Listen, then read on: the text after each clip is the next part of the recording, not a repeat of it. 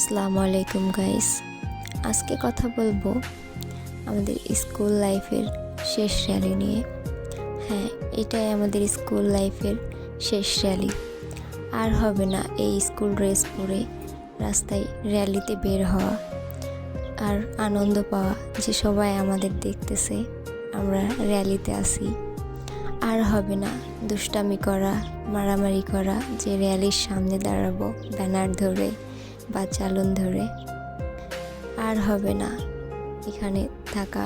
আর কিছুদিনের অতিথি আমরা এই স্কুলের, তারপরেই আমরা পুরাতন স্টুডেন্ট হয়ে যাব স্কুলের সাথে কত স্মৃতি আমাদের, পড়াশোনা, গান, নাচ, খেলাধুলা, স্যার ম্যামদের সাথে দুষ্টামি, খুনসুটি, কত স্মৃতি।